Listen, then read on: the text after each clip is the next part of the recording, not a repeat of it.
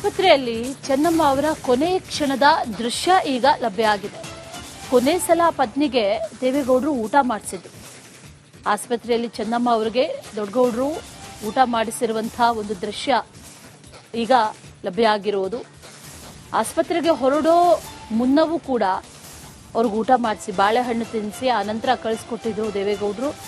ಆ ದೃಶ್ಯವನ್ನ ಕೂಡ ಈಗಾಗಲೇ ಗಮನಿಸಿದ್ವಿ. ಈಗ ಆಸ್ಪತ್ರೆಯಲ್ಲಿ ಇದ್ದಂತ ಸಂದರ್ಭದಲ್ಲಿ ಆ ಸಂದರ್ಭದಲ್ಲೂ ಕೂಡ ಇದ್ದಂತ ಕೊನೆ ಕ್ಷಣ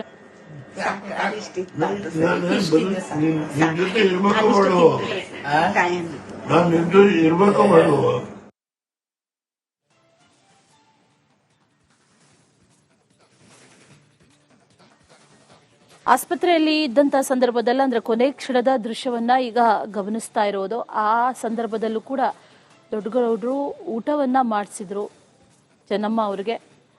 ಇದು ಆಸ್ಪತ್ರೆಗೆ ಹೋಗೋ ಮುನ್ನ.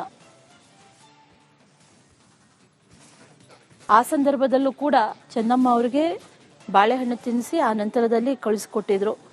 ಆಸ್ಪತ್ರೆಗೆ ಹೋಗಿ ಹುಷಾರಾಗಿ ಬರ್ತಾರೆ ಅನ್ನುವಂಥ ಒಂದಷ್ಟು ನಿರೀಕ್ಷೆಗಳು ಕೂಡ ಆ ಸಂದರ್ಭದಲ್ಲಿ ಇದ್ವು.